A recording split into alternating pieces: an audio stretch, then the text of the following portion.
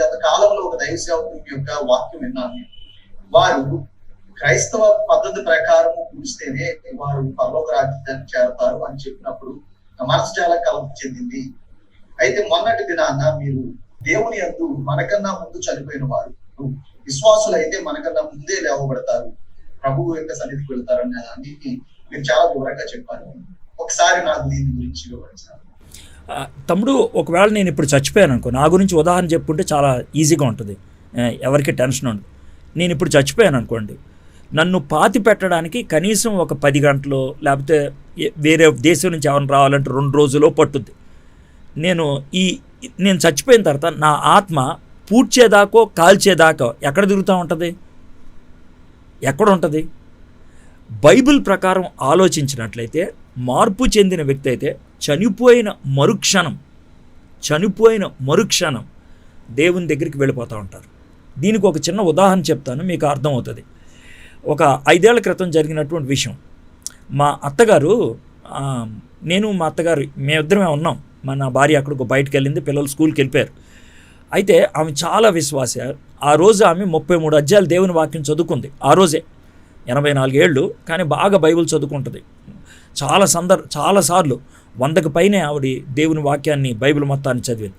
ఆ రోజు చదువుకొని పడుకుంటే నేను బయట ఉన్నప్పుడు బాబు అని అరిసింది. వెళ్ళేప్పటికీ చెమట పట్టేస్తుంది. నేను తలుపులు తీశాను.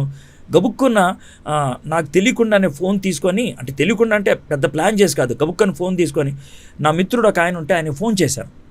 ఫోన్ చేస్తే ఇలా ఉంది బ్రదర్ అంటే, స్పీకర్ ఆన్ చేయండి, ప్రేయర్ చేస్తానన్నాడు. ఆయన ప్రేయర్ చేస్తూ ఉంటే నేను ప్రార్థన చేస్తూ ఉన్నాను, అంతేగాని ఆయన ఏం ప్రార్థన చేస్తున్నాడు వినలేదు. మా అత్తగారు ఆమెను చెప్పినప్పుడు ఓహో ఈ ప్రార్థన అయిపోయిందనమాట అనుకొని ఆమెను చెప్పాను. బ్రదర్ ఏమన్నాడంటే, బ్రదర్ స్పీకర్ ఆపేసి పక్క రండి, మీతో మాట చెప్పాలన్నాడు. అంటే పక్కకు వచ్చాను. వస్తే ఆయన ఫోన్లో చెప్తా ఉన్నాడు, బ్రదర్ ప్రార్థన చేస్తూ ఉన్నప్పుడు 2 దేవదూతలు కనబడుతున్నారు బ్రదర్ అన్నాడు.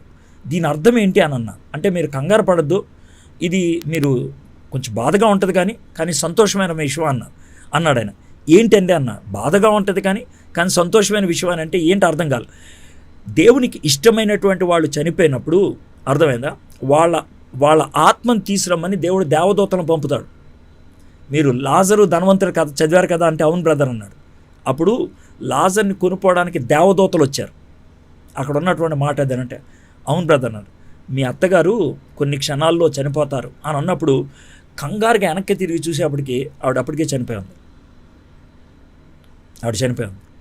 కాబట్టి కాల్ చేశారా, పూడ్ చేశారా, సముద్రంలో పడేశారా, లేకపోతే కుక్కలు తినేసినాయా, నన్ను క్షమించండి, కుక్కలు తినేసినాయా, లేకపోతే చెత్త కుప్పలో పడేశారా, మనకు అనవసరం అండి. మనం పరలోకానికి వెళ్ళేది ఆత్మకార్యాన్ని బట్టి, శరీర కార్యాలను బట్టి కాదు, ఆత్మకార్యాన్ని బట్టి. ఆ విషయాన్ని మనం గుర్తుపెట్టుకోండి. ఇప్పుడు ఆధునిక ప్రస్తుత ప్రపంచంలో COVID-19 వచ్చి చనిపోయిన వాళ్ళు ముస్లింలైనా, క్రైస్తవులైనా, హిందువులైనా, ఎవరైనా సరే కొన్ని దేశాల్లో చేసేటువంటి పని ఏంటో తెలుసా? భారతదేశంలో కూడా జరుగుతున్న పని ఏంటో తెలుసా? ఆ కోవిడ్ పేషెంట్లు తీసుకెళ్ళి తగలబెట్టేస్తున్నారు. ఎందుకని?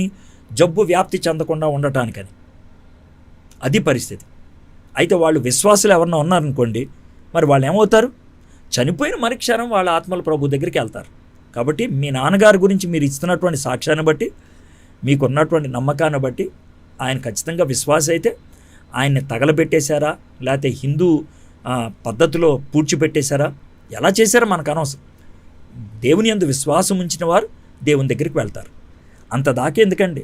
యేసుప్రభు యొక్క శిష్యులందరూ కూడా మంచి మరణం పొందారా అంటే, ఈ లోకరీత్యా చెప్తున్నాను, మంచి మరణం పొందారా? వాళ్ళందరినీ కాల్చి చంపేశారు, లేకపోతే తలకాయ కోసి చంపేసేశారు, లేకపోతే సిలువేసి చంపేసేశారు. ఆ తర్వాత సమాధి చేశారో లేదో కూడా తెలియదు ఎవరికి, లేకపోతే జంతువులకి వేసారేమో తెలియదు. చాలామంది హతసాక్షులు జంతువులకి వాళ్ళు భోజనం అయిపోయారు కదండి. మరి వాళ్ళ పరిస్థితి ఏంటి? ఇన్ని ఉదాహరణలు ఎందుకు చెప్పానంటే, మనం పరలోకానికి వెళ్ళేది విశ్వాసాన్ని బట్టి, శరీర కార్యాలను బట్టి కాదు.